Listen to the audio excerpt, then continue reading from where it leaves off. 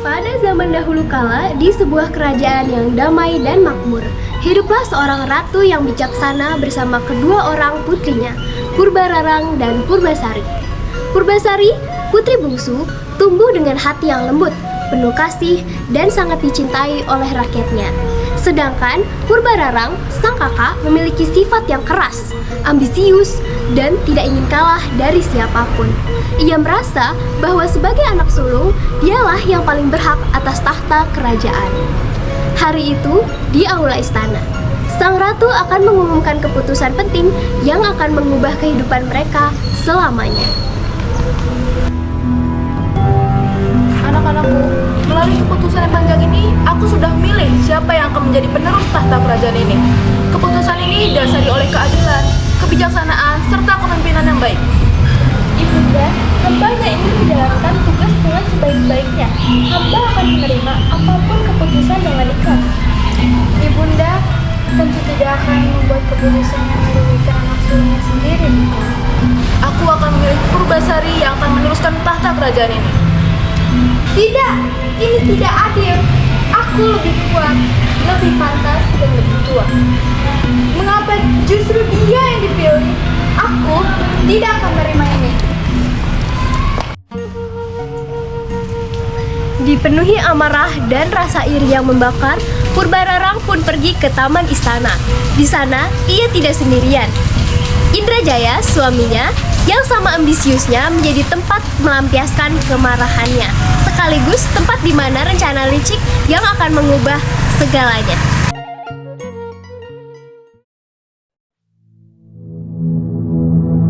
Apa yang terjadi, Purbararang? Mengapa wajahmu terlihat begitu marah? Ratu memilih Purbasari. Adikku sendiri. Padahal akulah yang seharusnya menjadi penerusnya. Jika tahta itu tidak diberikan kepadamu, maka kita pastikan bahwa dia tidak pantas untuk menerimanya. Maksudmu? Kita jatuhkan dia, kita buat orang kerajaan tidak percaya bahwa dia yang menjadi ratu kerajaan ini. Wah, tapi bagaimana caranya? Ya, kutukan. Kita buat wajahnya rusak dan kulitnya tidak bisa disembuhkan lagi. Maka dari itu, orang kerajaan tidak akan percaya bahwa dia yang menjadi ratu. Ya, dengan begitu, dia akan terhina. Tidak ada yang memilih dia sebagai ratu.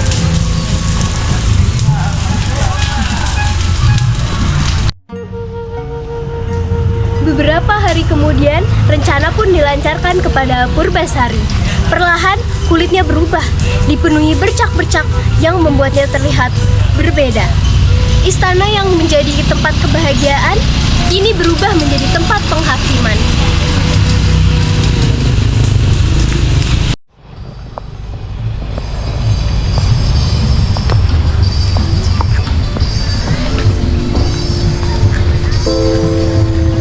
Ibunda, lihatlah keadaan Purbasari. Ini sangat memalukan. Bagaimana mungkin seseorang seperti ini memimpin kerajaan? Purbasari, apa yang terjadi padamu, anakku? Hamba tidak tahu, Ibunda. Semuanya terjadi begitu saja. Semua orang memandangku seperti orang yang menjijikan. Ini bisa menjadi aib bagi keluarga kerajaan. Rakyat bisa tidak percaya dengan keluarga kerajaan. Demi keselamatan kerajaan, dia harus dihasilkan sekarang juga, Ibunda.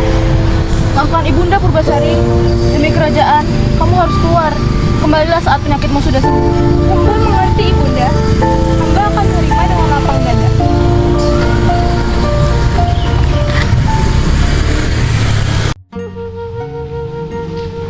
Di hutan yang sunyi, jauh dari kemewahan istana, Purbasari menjalani hari-harinya dalam kesendirian. Tidak ada lagi suara tawa, tidak ada lagi pelukan keluarga. Hanya angin, pepohonan, dan kesunyian yang menemani langkahnya. Namun, seringkali dalam kesepian yang paling dalam, harapan justru datang dari arah yang tidak terduga.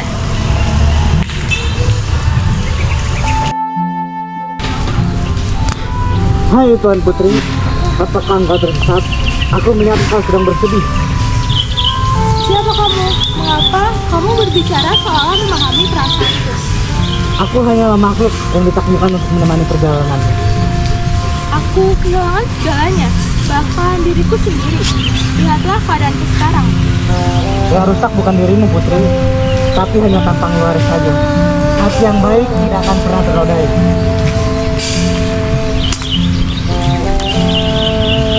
Minumlah ini putri. Ini adalah air dari telaga suci yang aku temukan. Aku kira itu akan membantuku, tapi ternyata kamu lebih membutuhkannya. Benarkah? Apakah air ini akan mengembalikanku seperti semula? Air itu akan mengembalikan apa yang telah dirampas darinya. Baiklah, aku akan minum air ini.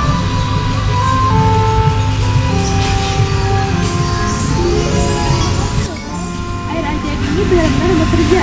Kulitku menjadi seperti semula. Tetapi sebenarnya siapa dirimu? Suatu saat nanti kau akan mengetahui kebenarannya.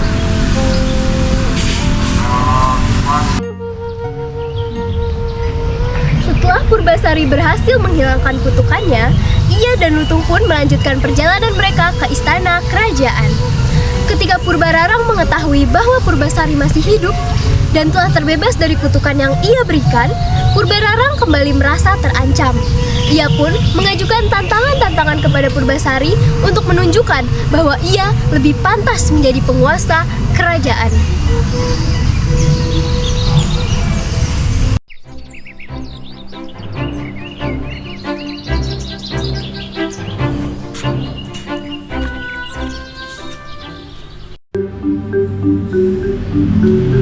Kita tentukan sekarang siapa yang paling cantik dan siapa yang memiliki pasangan paling tampan akan menjadi ratu. Aku tidak mencari kemenangan Purbararang, tetapi aku akan menerima tantangan ini dengan jujur. Aku akan pastikan bahwa Purbararang adalah pilihan yang paling tepat dan cantik di kerajaan ini. Hahaha, siapa pasangan Purbasari? Apakah Lutung yang katakan dirikan itu adalah pasangan? Menjijikkan. Aku adalah pria tertampan di kerajaan ini. Mana mungkin aku bisa kalah dari seekor lutung yang menjijikan ini. Ini semua sudah hidup.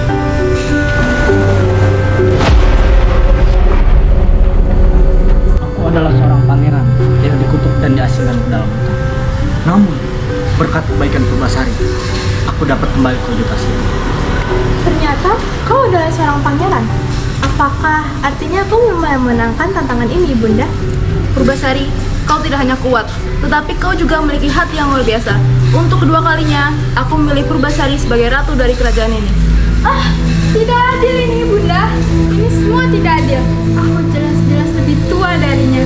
Harusnya aku yang menjadi ratu.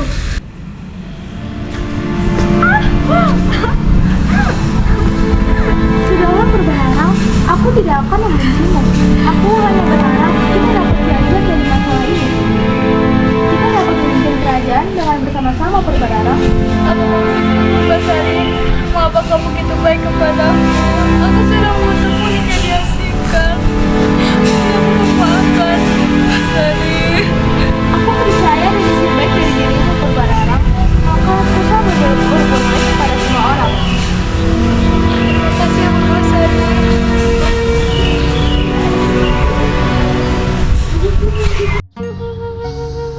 Kisah ini mengajarkan kita bahwa kekuasaan bukanlah hal segalanya.